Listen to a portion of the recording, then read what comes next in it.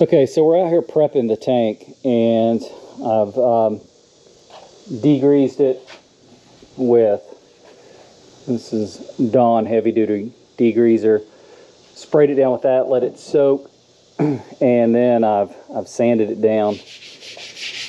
You can hear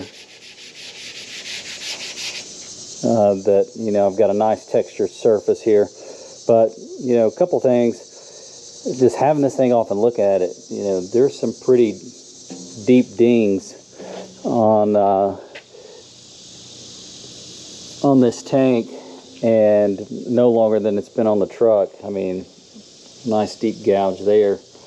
But so hopefully after we coat this thing with the LizardSkin and then we apply the bed liner, that it'll actually make this tank more durable and it will hold up to the elements longer.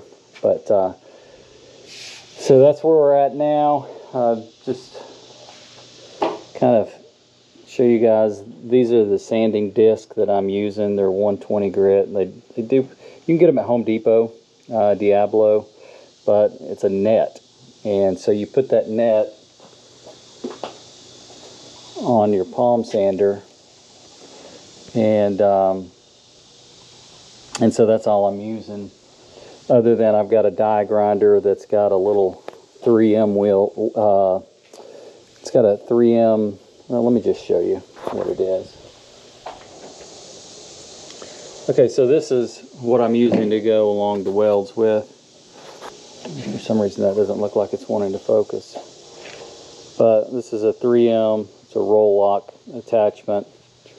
And I'm using that on a die grinder, and so kind of going through the welds with it because they're really kind of dirty in there, and it's almost like they had some type of not an adhesive, but it was just a, you can see a little remnants of it here, this little gooey top material. It's like almost like a rubberized undercoating for some reason that was on the welds. But anyway, we'll keep working on this and prepping it, and then we'll start shooting the LizardSkin soon. Well, I've been out here recording, thinking that I was recording, and I wasn't, so didn't hit the record button. So hopefully we're going to get this. But what we're going to do today is go ahead and coat this tank with LizardSkin, and I've got the LizardSkin sprayer here, and we've got our tank prepped, and we've got our materials out. Got our respirator, gloves, glasses, drill, and the LizardSkin ceramic insulation, bucket of water. I do want to just say, guys, if you're not used to using this product, you know, read the instructions, read them thoroughly. I've read them 3 or 4 times, and I'm going to, because this is my first time, and I'm doing, and this is an experimental application. They're aware of what I'm doing, and they say that they think it should work.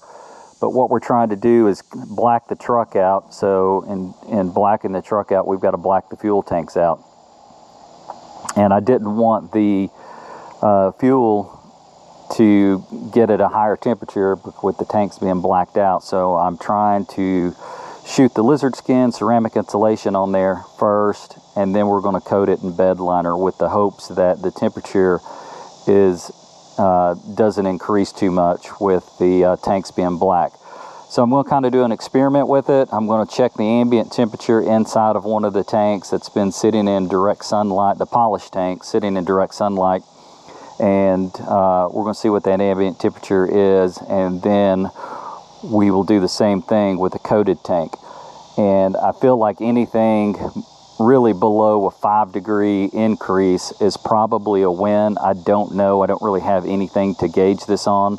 I mean, it'd be fantastic if this insulated, the LizardSkin insulated the tank to where it was cooler than a polished tank. But so we'll just have to wait and see. But that's what the plan is. And you know, just a couple of tips. That I am trying to keep this product application as smooth as possible, so they recommend higher pressures, up to 70 psi. So what I did with their application gun is I went to my regulator. I've got a an oil water separator that has a gauge on it. And so I tied this thing off with the trigger open, set it where it's at 70 psi, and that's gonna be my starting point. There's instructions how to adjust the tip. I've just painted a little mark on there, screwed it in completely, and then rotated it full complete turns. 2 full complete turns. After we get it mixed up, we're going to do a test shoot. It's supposed to be the size of a softball. So we're going to do a test shoot on this cardboard. Got a bucket of water here for cleanup to drop our sprayer into, but we're going to get started shooting, try to get both coats on here today. But this tank's been prepped, and we've got a video kind of going through the prep as well. So let's get to it.